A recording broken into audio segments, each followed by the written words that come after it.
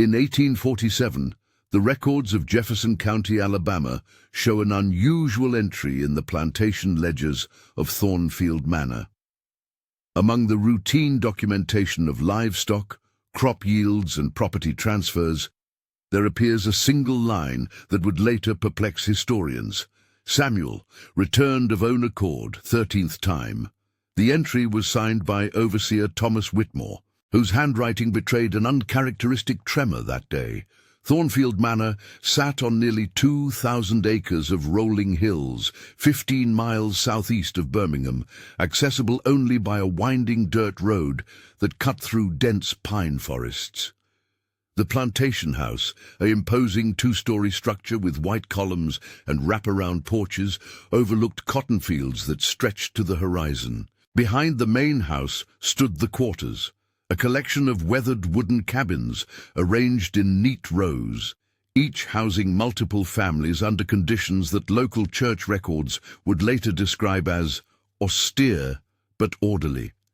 The plantation belonged to Marcus Bellwether, a man whose wealth came not from cotton alone, but from his reputation as someone who could manage the unmanageable. Neighboring plantation owners would send their most troublesome cases to Bellwether, paying handsomely for his methods of maintaining order. What those methods entailed was never discussed in polite society, though whispered conversations in Birmingham drawing rooms suggested that Bellwether possessed an almost supernatural ability to break the spirit of even the most defiant individuals. Samuel first appeared in Bellwether's records in 1839 as part of an estate sale from a failed plantation near Huntsville. The previous owner, according to probate documents, had specifically noted that Samuel was intelligent beyond measure, literate despite prohibitions, and possessed of an unsettling persistence. Indeed, the warning proved prophetic within weeks of his arrival at Thornfield. The first escape occurred on a moonless night in September. Samuel simply vanished from his assigned cabin, leaving behind no trace of forced entry or struggle. Search parties with hunting dogs combed the surrounding forests for 3 days before giving up. Standard procedure would have been to alert neighboring counties and post notices, but Bellwether made no such efforts. He merely waited. 7 days after the disappearance, Overseer Whitmore discovered Samuel sitting calmly on the front steps of the main house at dawn, as if he had never left. When questioned about his whereabouts, Samuel provided no explanation. He submitted to punishment without resistance, then returned to his assigned duties as if nothing had occurred. The second escape followed an identical pattern 2 months later. Again, Samuel vanished without trace. Again, search efforts proved futile. Again, he returned exactly 7 days later, sitting in the same location at the same time of day, offering no account of his absence. This time, however, Whitmore noted something different. Samuel's clothes showed no signs of travel, no mud or wear that would indicate days spent in the wilderness. They appeared freshly laundered. By the fourth escape, word had begun to spread among the other plantation workers. Hushed conversations spoke of Samuel's ability to simply disappear, as if the earth itself swallowed him whole. Some claimed to have seen him in the fields during his supposed absences, working silently in areas where no work had been assigned. Others reported hearing his voice, calling out in languages that sounded nothing like English or any African dialect they recognized. Bellwether himself began to take notice after the sixth escape. Private letters to his brother in Montgomery, discovered decades later in a trunk in the family attic, revealed his growing frustration and something approaching genuine fear. "The man returns as punctually as sunrise," he wrote, "yet I cannot fathom where he goes or why he chooses to come back. It defies all logic and experience." The pattern continued with mechanical precision. Every 2 to 3 months, Samuel would vanish. 7 days later, he would reappear on the front steps of the main house. No amount of increased surveillance, chained doors, or guard rotations could prevent his departures. No tracking effort ever yielded so much as a footprint or broken branch to indicate his path through the wilderness. Local newspapers began to take notice by 1842. The Birmingham Herald published a brief item titled "The Phantom of Thornfield," though the article raised more questions than it answered. Editor Jonathan Mills wrote, "Reliable sources confirm the repeated disappearances of a plantation worker who returns without fail, yet offers no explanation for his absences.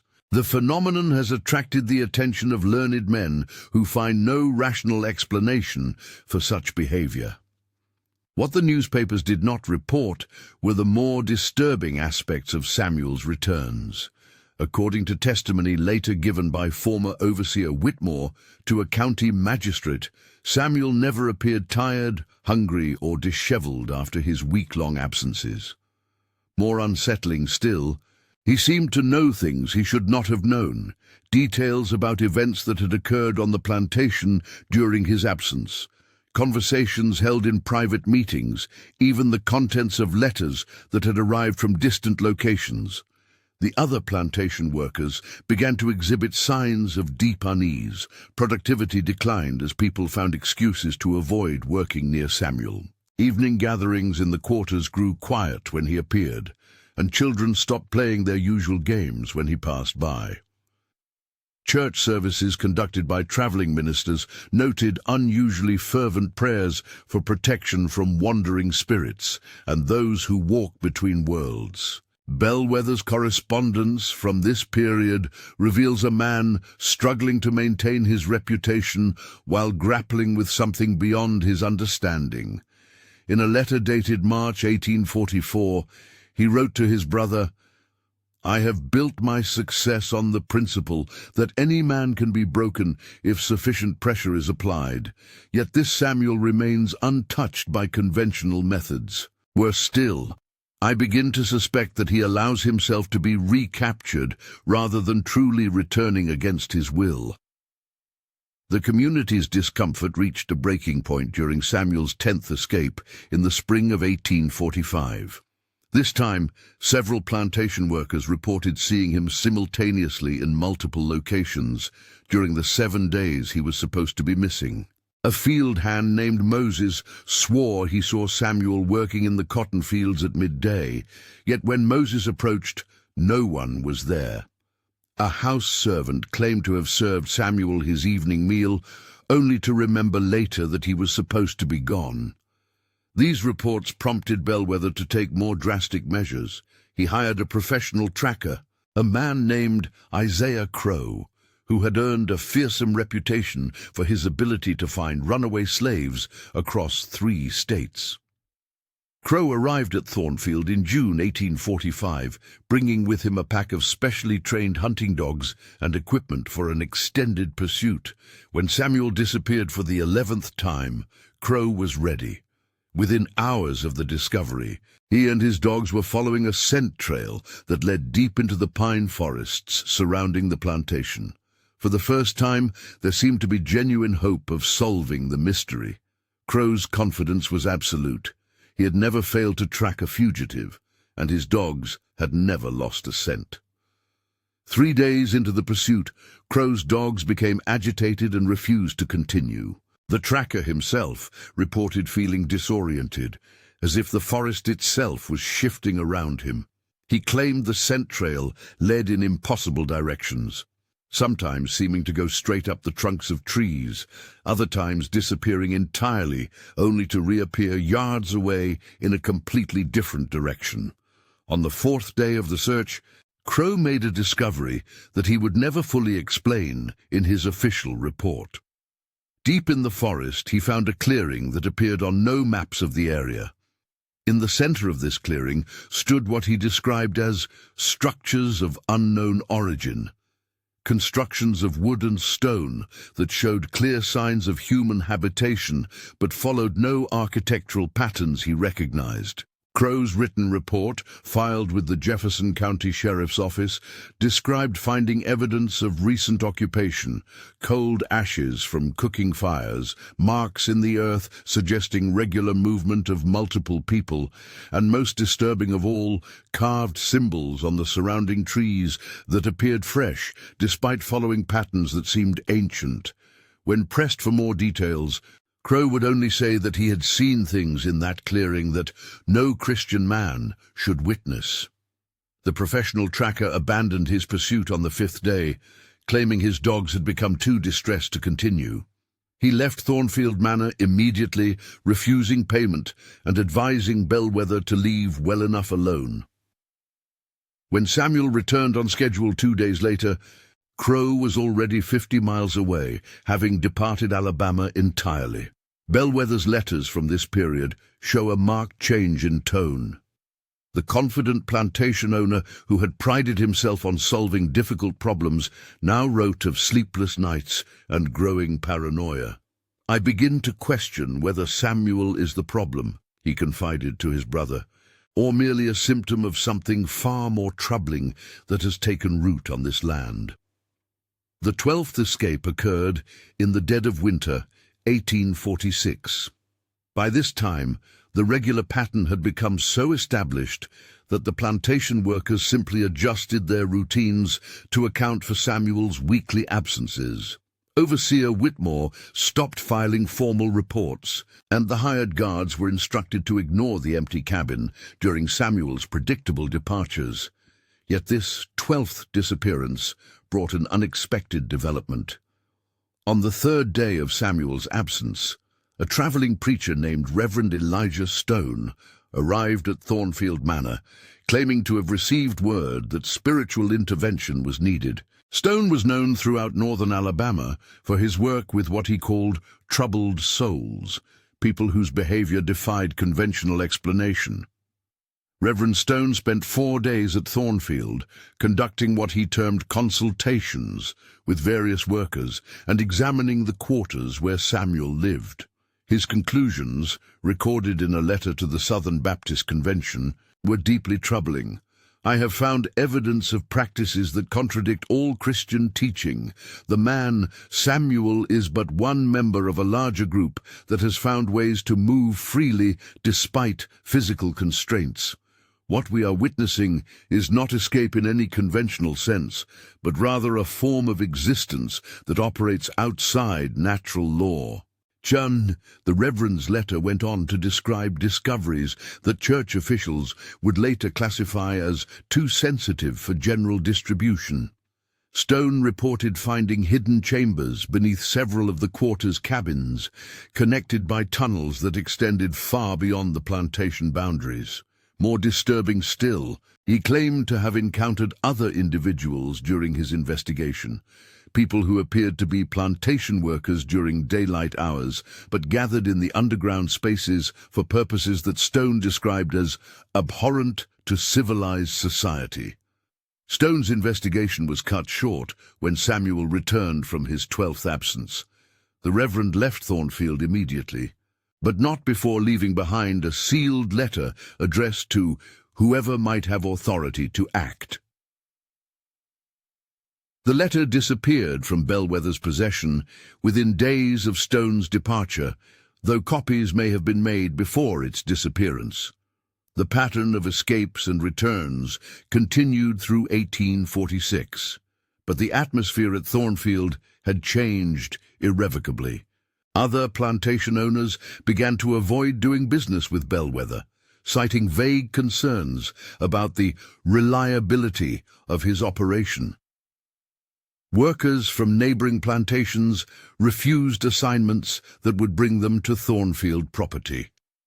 Even the traveling merchants who supplied remote plantations began to find excuses to skip their regular routes past the manor. By early 1847, Bellwether had become increasingly isolated.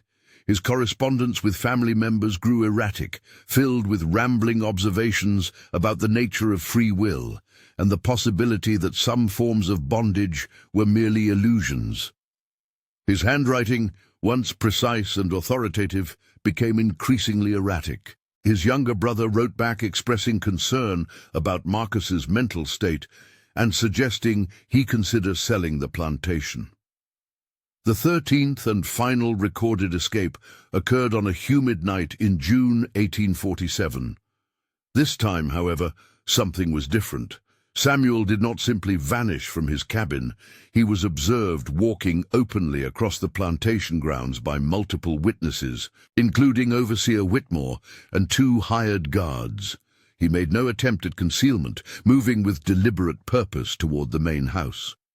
Whitmore's final report, discovered years later among county records, provides a chilling account of what followed. Samuel approached the front door of the main house and stood there for several minutes, apparently waiting. When Bellwether emerged to confront him, Samuel spoke for the first time since his initial arrival 8 years earlier. According to Whitmore, who observed from a distance, the conversation lasted nearly an hour, though no words could be heard clearly enough to understand. At the conclusion of their discussion, Samuel turned and walked toward the tree line. Bellwether made no move to stop him, instead remaining on the front porch watching until Samuel disappeared into the forest. That was the last time anyone at Thornfield Manor saw Marcus Bellwether alive. The plantation owner's body was discovered 7 days later, seated in his study chair as if he had simply fallen asleep while reading. The county physician found no signs of violence or illness that could account for his death. His personal papers were found scattered across the floor, though none appeared to be missing. Most puzzling of all, the study door was locked from the inside, with the key still in Bellwether's pocket. True to pattern, Samuel returned exactly 7 days after his departure, appearing on the front steps of the main house at dawn, as he had so many times before. But this time, there was no one to note his arrival.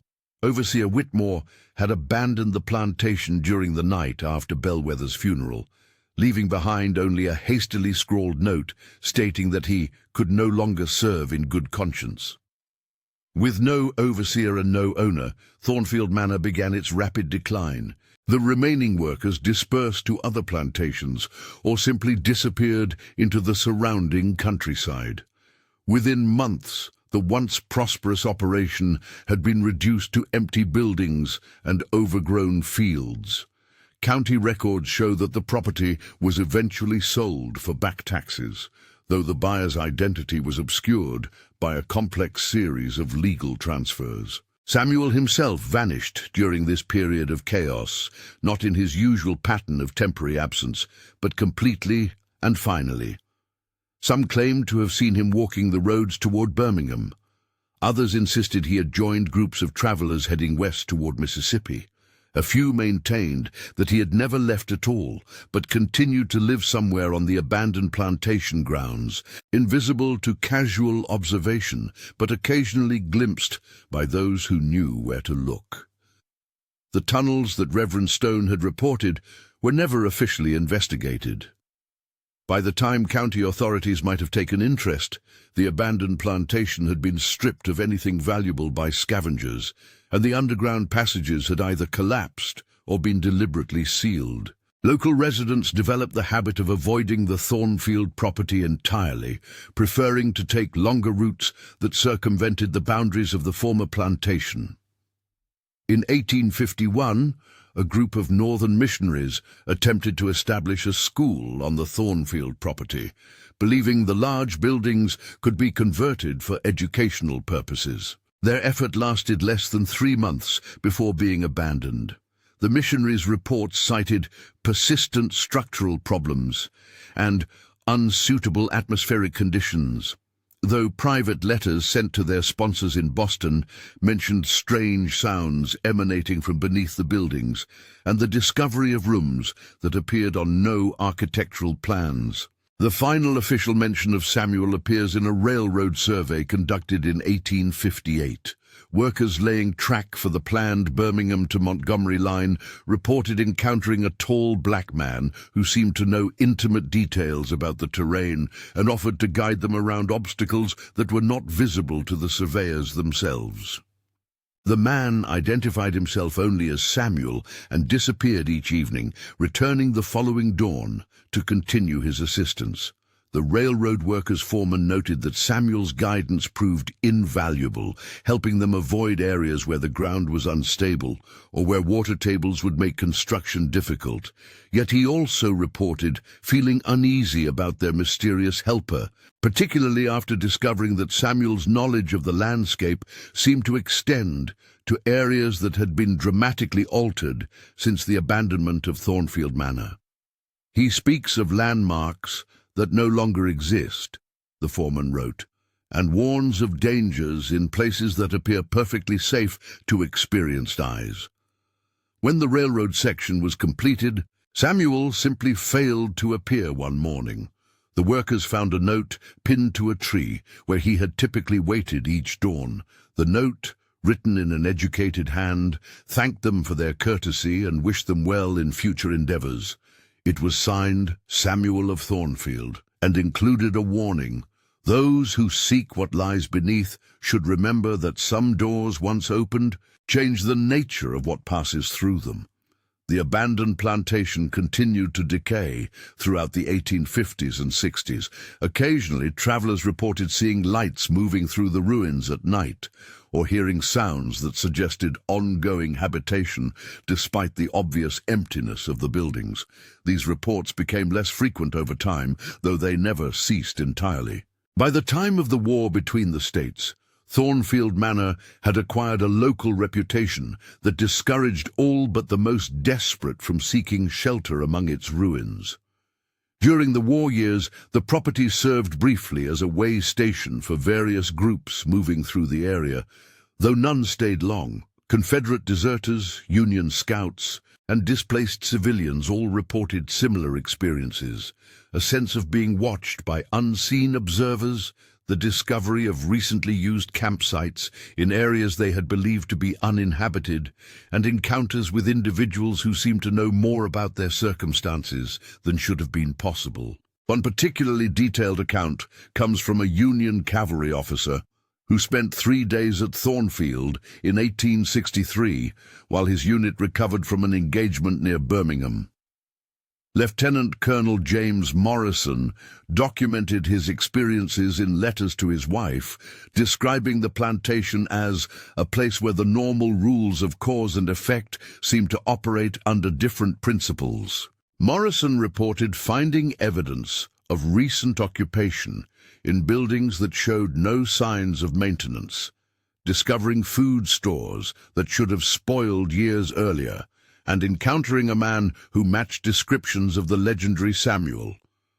According to Morrison's account, this individual approached his camp on the second night, emerging from the ruins of the main house as if he had been waiting for an appropriate moment to make contact.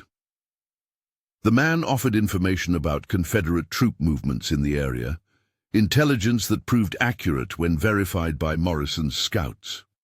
In exchange, he asked only for news from the outside world, particularly regarding changes in federal policy concerning freed slaves. Morrison described his informant as a person of evident education and refinement, whose manner of speaking suggested familiarity with legal and political concepts beyond what one might expect from his circumstances.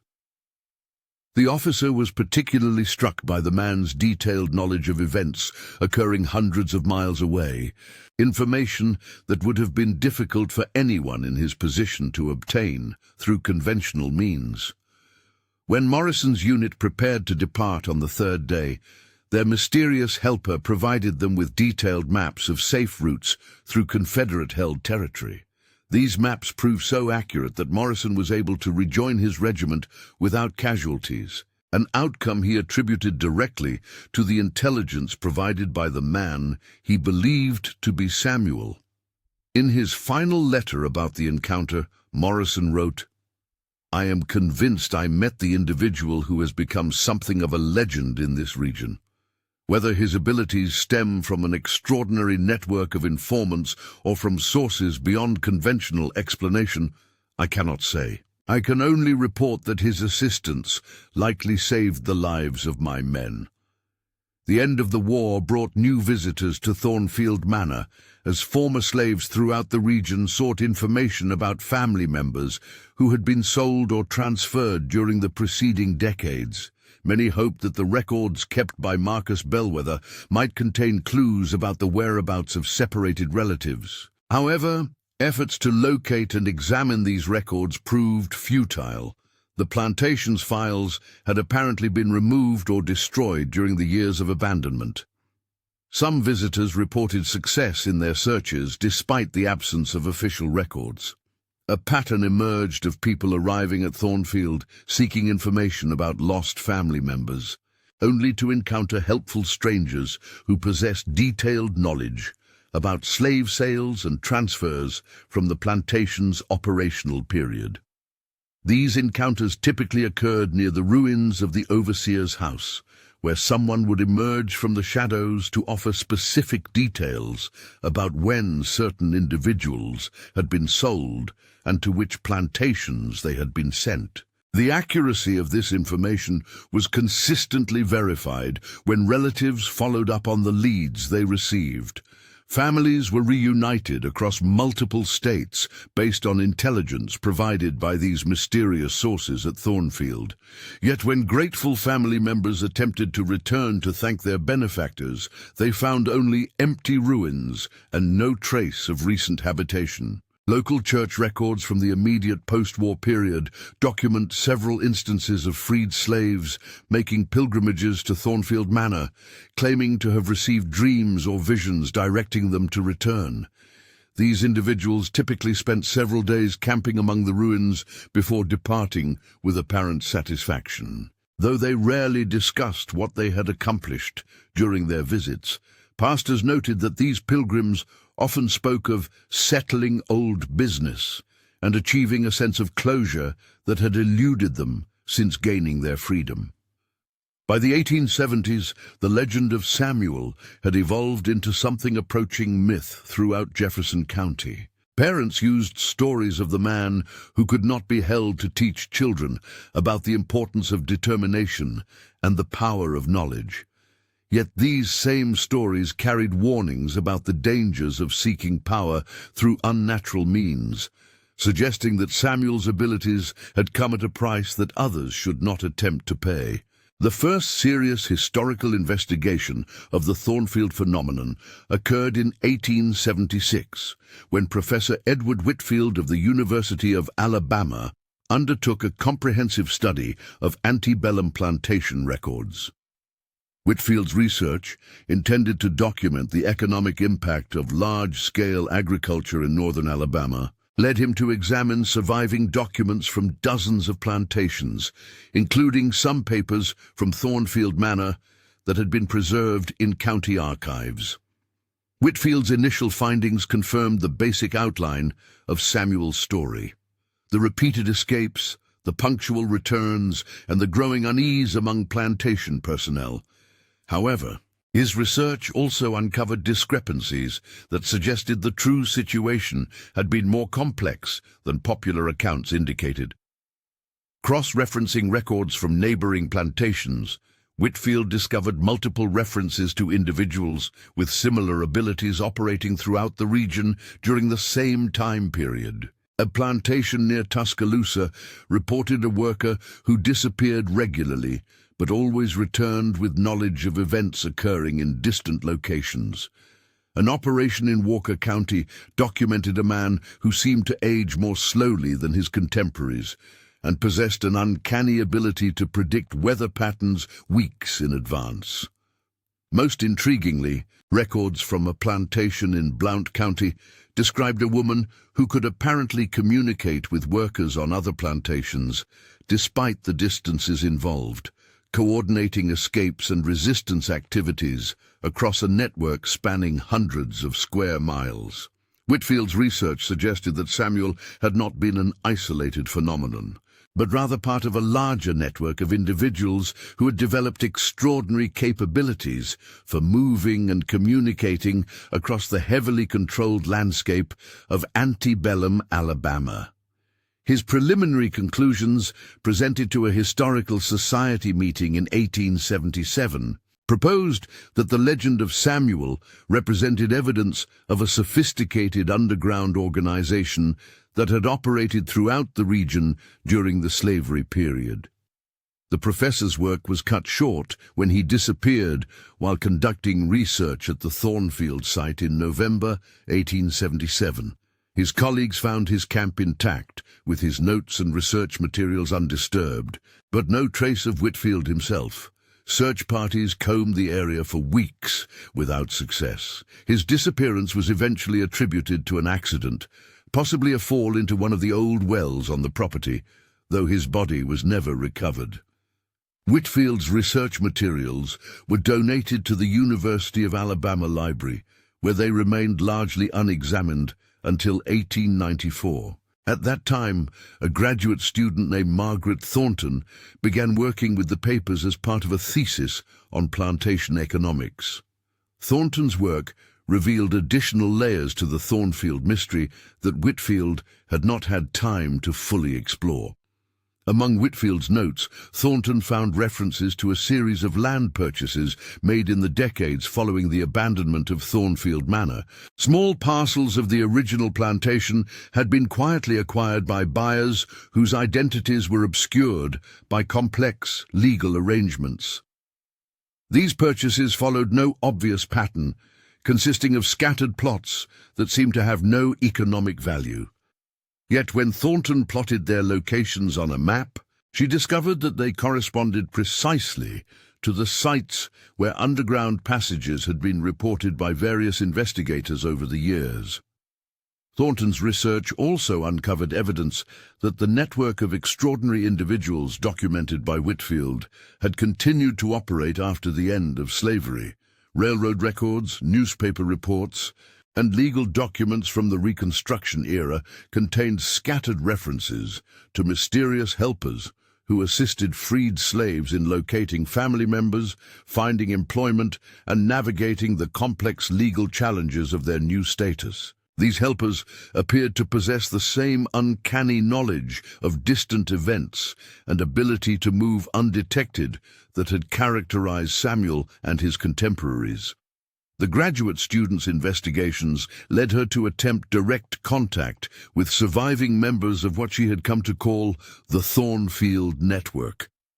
Working through churches and community organizations throughout northern Alabama, she put out word that she was seeking information about individuals who had possessed unusual capabilities during the slavery period.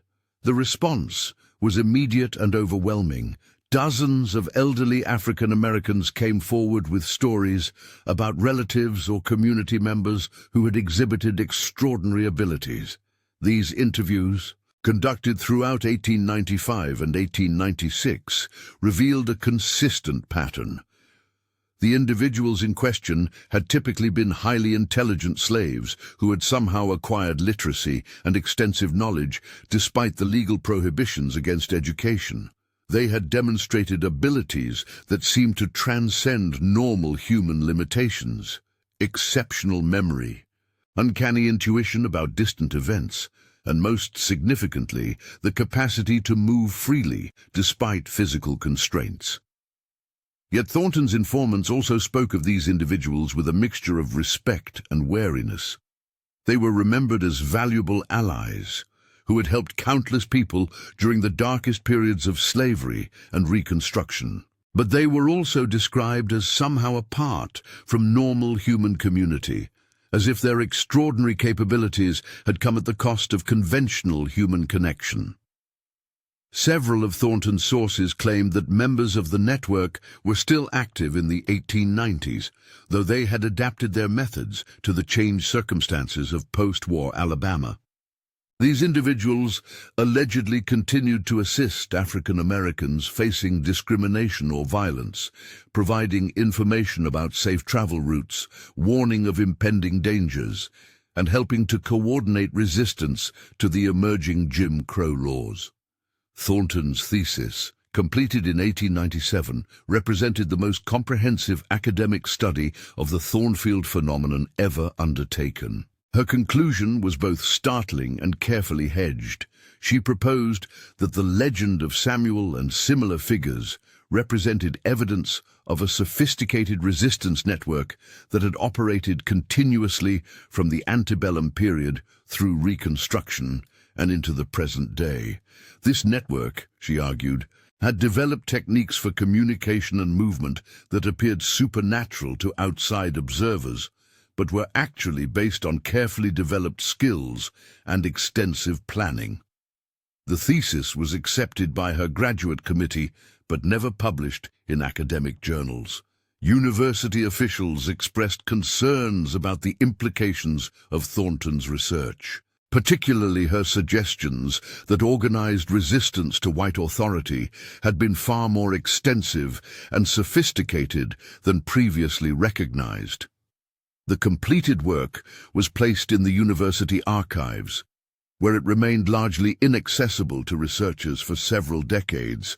Margaret Thornton herself left Alabama shortly after completing her degree, accepting a teaching position at a college for women in Massachusetts. She continued her research into networks of resistance during slavery, but focused her published work on better documented examples from other regions. Her papers, donated to the Schlesinger Library at Harvard upon her death in 1932, contain extensive notes about the Thornfield investigation, including maps, interview transcripts, and copies of documents that have since disappeared from other archives. The Thornfield property itself continued to deteriorate throughout the early 20th century. The main house, which had survived the war and decades of abandonment, finally collapsed during a severe storm in 1908. The ruins were gradually reclaimed by forest growth, leaving only scattered foundation stones and the occasional artifact to mark the location where Marcus Bellwether had once ruled over hundreds of acres and dozens of lives. Yet reports of unusual activity in the area persisted.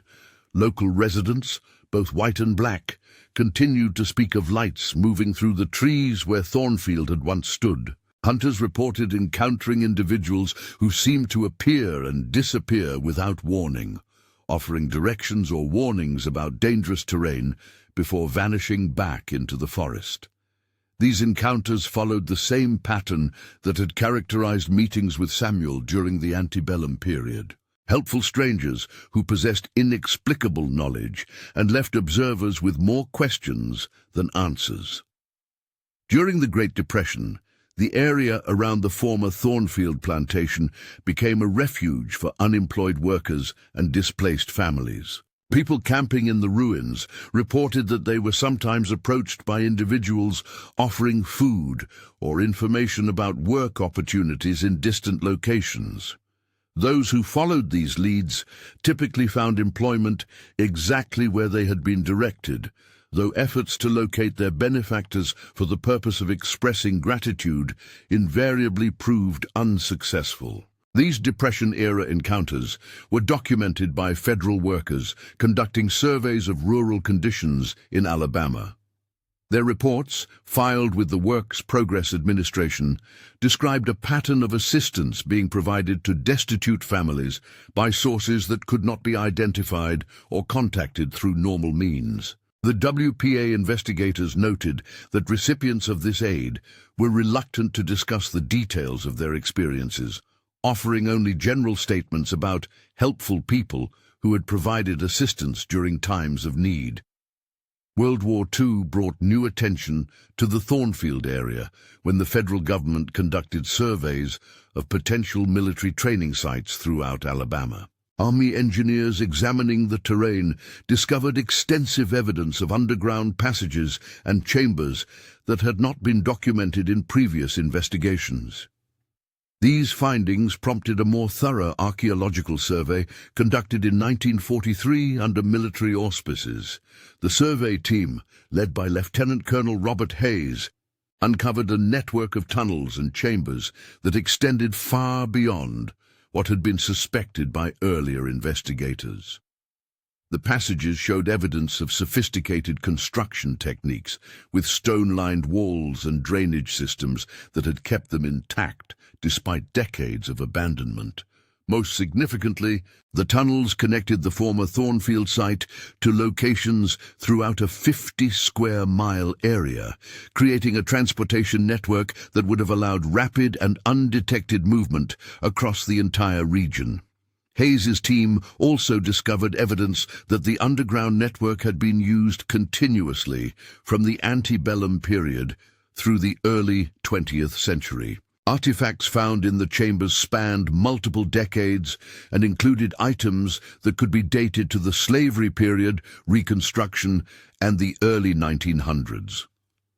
The archaeological evidence supported Margaret Thornton's hypothesis that an organized network had operated in the area for an extended period, though the military investigators drew different conclusions about the nature and purpose of this organization. The Army's final report, classified upon completion, concluded that the Thornfield network represented a security concern that required ongoing monitoring. Military intelligence officers noted that the sophistication of the underground system suggested capabilities that went beyond anything that should have been possible for enslaved or recently freed African Americans to accomplish without outside assistance.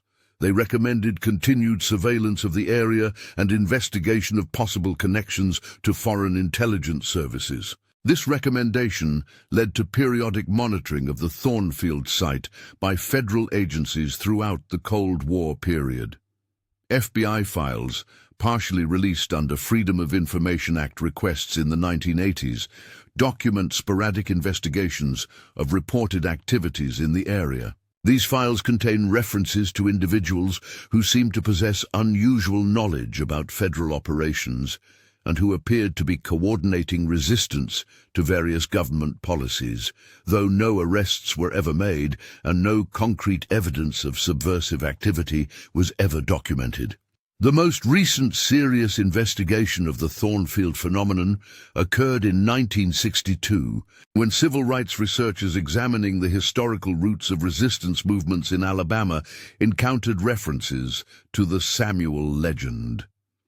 Dr. James Washington, a professor at Tuskegee Institute, became intrigued by the parallels between antebellum accounts of the mysterious plantation worker and contemporary reports of individuals who seemed to possess extraordinary abilities to coordinate civil rights activities across the region. Washington's research revealed that many of the most successful civil rights campaigns in Alabama had been assisted by advisors who possessed detailed knowledge of local conditions and uncanny insight into the strategies being developed by segregationist opposition. These advisors typically appeared at crucial moments, provided valuable intelligence or guidance, then disappeared before they could be identified or questioned by hostile authorities. Their assistance often proved decisive in the success of voter registration drives, desegregation efforts, and other civil rights activities. The professor's attempts to identify and interview these mysterious helpers met with the same frustrations that had plagued earlier investigators. People who had been assisted were reluctant to discuss the details of their experiences, offering only vague descriptions of helpful strangers who had appeared when needed most. Even when Washington was able to obtain more specific information, efforts to locate the individuals in question proved unsuccessful. Washington's research was interrupted when he disappeared while conducting interviews in Jefferson County in August 1962.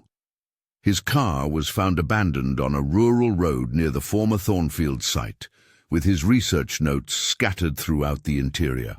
Despite extensive searches by both law enforcement and civil rights organizations, Washington was never found. His disappearance was widely attributed to violence by segregationist extremists, though no evidence of foul play was ever discovered. The professor's research materials were preserved by colleagues at Tuskegee Institute, where they remained until 1987. At that time, Washington's notes were examined by Dr. Angela Morrison, a historian researching the role of community networks in the civil rights movement. Morrison's work revealed the most comprehensive documentation of the Thornfield phenomenon ever assembled, spanning nearly a century and a half of reported encounters with extraordinary individuals in the Jefferson County area.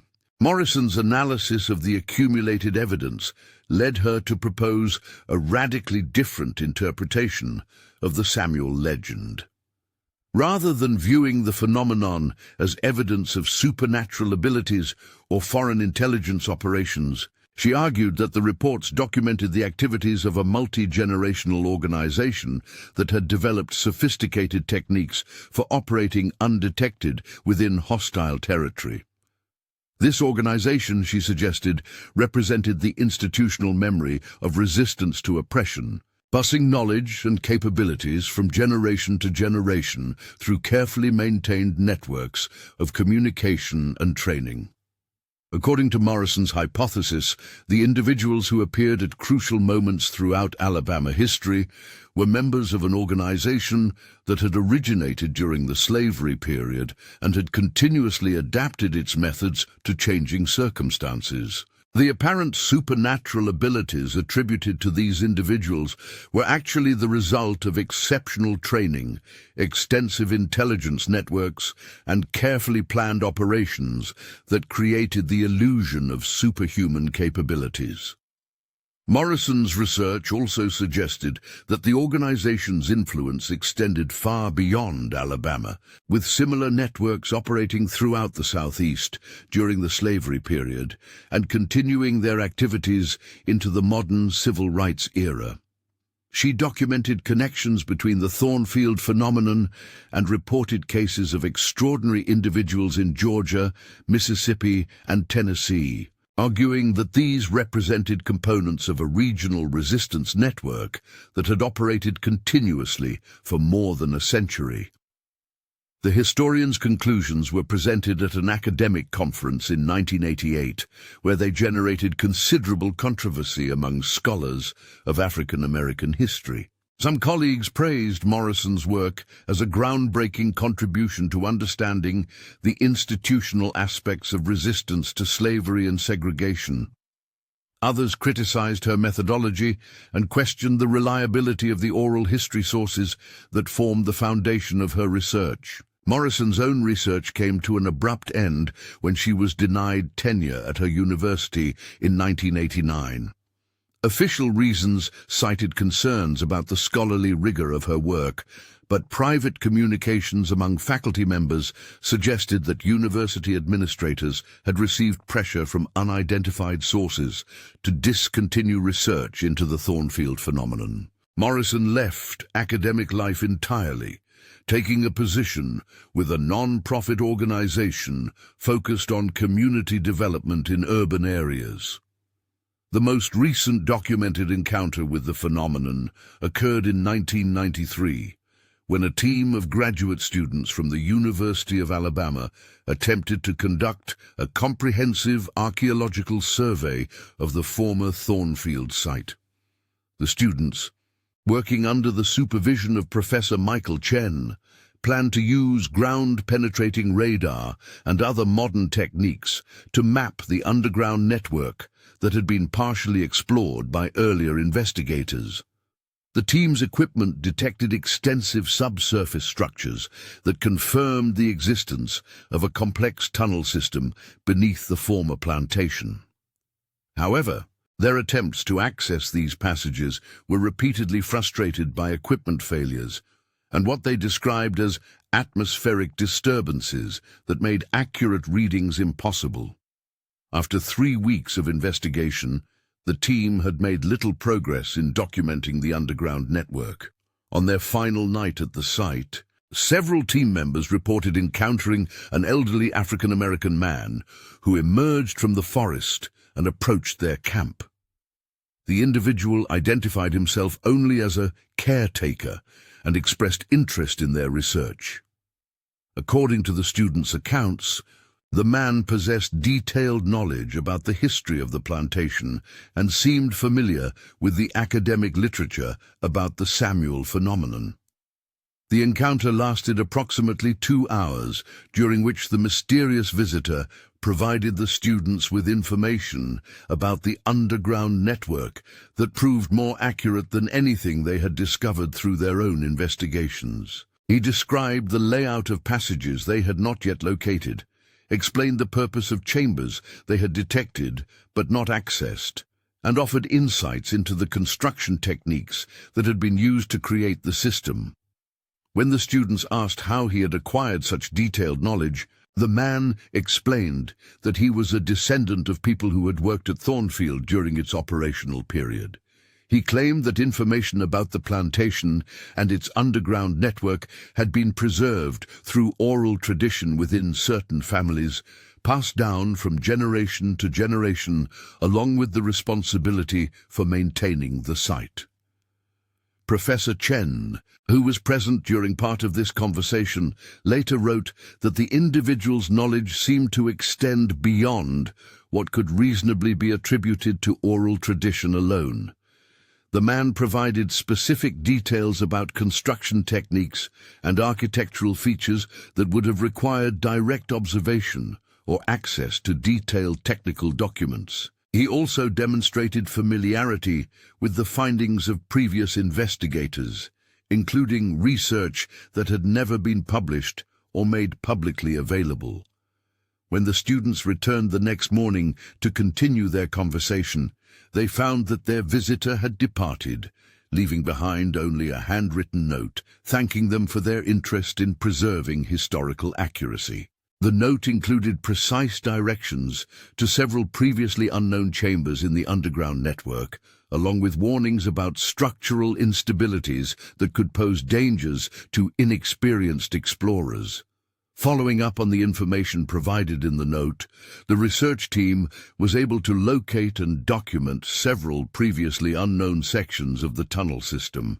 These discoveries confirmed the man's knowledge and provided new insights into the sophistication of the underground network. However, they also raised new questions about how such detailed information could have been preserved and transmitted across multiple generations.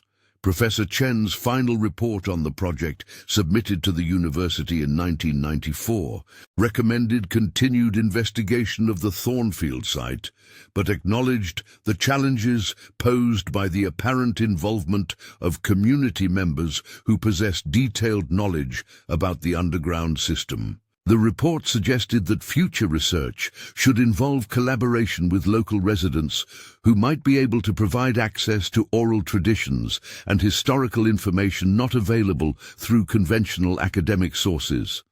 The recommendation for continued research was not implemented. Budget constraints and changing academic priorities led the university to focus its archaeological resources on other projects. The Thornfield site was designated as historically significant and protected from commercial development, but no further systematic investigation was undertaken. In the years since the 1993 survey, the former Thornfield plantation has remained largely undisturbed. The property is now part of a state forest preserve, accessible to hikers and researchers, but protected from development or major excavation. Occasional visitors report encounters with knowledgeable individuals who provide historical information or assistance with navigation, but these reports have not been formally investigated. The legend of Samuel continues to circulate in oral traditions throughout Jefferson County and surrounding areas. Different versions of the story emphasize various aspects of the phenomenon. Some focus on Samuel's apparent ability to escape and return at will. Others highlight his role in assisting other enslaved people. And still others suggest that he represented something larger than an individual, perhaps a symbol of resistance that transcended normal human limitations. Academic interest in the Thornfield phenomenon has waned since the unsuccessful investigation of 1993. Most scholars now view the Samuel legend as an example of folklore that developed around a historical figure whose actual capabilities were exaggerated over time through repeated retellings. The documented aspects of the story, the escapes, returns, and eventual disappearance, are generally accepted as historically accurate, while the more extraordinary claims are attributed to the natural tendency of oral tradition to embellish unusual events. Yet questions remain about aspects of the phenomenon that resist conventional explanation. The physical evidence of the underground network demonstrates capabilities that seem beyond what should have been possible for enslaved people to accomplish without outside assistance or resources. The consistent patterns in reported encounters across multiple decades suggest an organizational structure that transcends the lifespan of any individual. Most puzzling of all, the apparent continuation of activities at the site long after the original plantation was abandoned implies a level of institutional continuity that challenges assumptions about how such networks typically operate and evolve. Recent developments in understanding the history of resistance to slavery have provided new contexts for evaluating the Thornfield phenomenon. Research has revealed that networks of communication and assistance among enslaved people were far more sophisticated and extensive than previously recognized. The Underground Railroad, long understood as a primarily northern phenomenon, is now known to have included complex operations throughout the South that used techniques and resources that often seemed impossible to contemporary observers. Within this broader context, the Samuel legend appears less as an isolated anomaly and more as an example of resistance networks that operated throughout the slavery period. The extraordinary capabilities attributed to Samuel and similar individuals may represent not supernatural abilities, but rather the sophisticated techniques developed by highly organized resistance movements that needed to operate undetected within hostile territory. The most recent scholarly assessment of the Thornfield phenomenon, published in a historical journal in 2003, concluded that while many aspects of the Samuel legend remain unexplained, the core elements of the story are consistent with documented examples of resistance networks from other regions and time periods.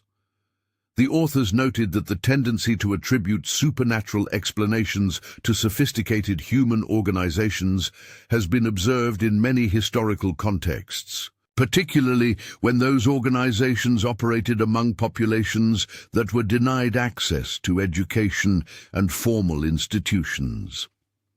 This interpretation suggests that the legend of Samuel represents not evidence of extraordinary individuals, but rather testimony to the remarkable achievements of ordinary people who developed extraordinary capabilities in response to extraordinary circumstances. The underground network at Thornfield, the patterns of assistance and communication documented over multiple decades, and the apparent institutional continuity that transcended individual lifespans may all represent examples of human organization and achievement rather than supernatural phenomena. Yet even this rational interpretation leaves questions unanswered. The physical evidence at the Thornfield site continues to suggest engineering and organizational capabilities that seem beyond what should have been possible given the constraints under which enslaved people operated. The consistency of reported encounters across multiple generations implies a level of institutional continuity that challenges understanding of how such organizations typically develop and maintain themselves over extended periods. Perhaps most significantly, the apparent continuation of activities associated with the Thornfield network into the modern period suggests that whatever phenomenon the Samuel legend represents, it was not limited to the historical context of slavery. The reports of assistance provided to civil rights workers in the 1960s, the encounters documented by researchers in the 1990s, and the ongoing reports of unusual activities in the area all suggest that the underlying organizational structure or institutional memory that gave rise to the legend may continue to exist in some form. The former Thornfield plantation remains a site of interest to historians, folklorists, and visitors curious about one of Alabama's most persistent historical mysteries. The State Forest Preserve that now encompasses the property attracts hikers and researchers who hope to catch glimpses of the underground network or perhaps encounter descendants of the people who once operated within its passages. Most visitors find only the peaceful forests and scattered ruins that mark the location where Marcus Bellwether once attempted to control the uncontrollable. Yet occasionally, hikers report encounters that echo the patterns established more than a century and a half ago. Helpful strangers, who appear without warning to provide assistance or information, then disappear before they can be properly thanked or questioned. These individuals are typically described as knowledgeable about local history and geography, possessing insights into the significance of various landmarks and features that most visitors would not recognize or understand.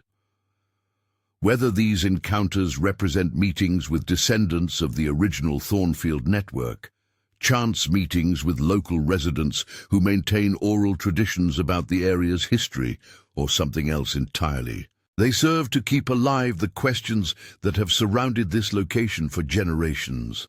The legend of Samuel and the mystery of Thornfield Manor continue to challenge easy explanations, representing a historical puzzle that may never be completely solved. The story began with a single line in a plantation ledger. Samuel returned of own accord, 13th time. It has grown into a legend that spans multiple centuries and touches on fundamental questions about the nature of freedom, the power of human organization, and the ways in which extraordinary circumstances can produce extraordinary achievements. Whether viewed as evidence of supernatural abilities or remarkable human accomplishments, the phenomenon documented at Thornfield Manor remains one of the most compelling unsolved mysteries in Alabama history. The sound that still echoes through the forests of Jefferson County is not the clank of chains or the crack of whips, but rather the whisper of footsteps moving through hidden passages, the rustle of leaves concealing ancient secrets, and the quiet voices of those who chose to return rather than simply escape. In a place where freedom was thought to be impossible, someone discovered that the most effective form of resistance might not be running away, but rather developing the ability to disappear and reappear at will, moving between worlds while remaining accountable to neither. And perhaps in the end, that is the true lesson of Samuel's story, that the most dangerous person in any system of oppression is not the one who breaks free entirely, but the one who masters the art of appearing to be bound while remaining fundamentally ungovernable. For such a person becomes living proof that no cage can truly hold the human spirit, no matter how carefully constructed or ruthlessly maintained. The mystery of Thornfield Manor continues to haunt the Alabama countryside, a reminder that some stories resist conclusion, and some questions may be more important than their answers.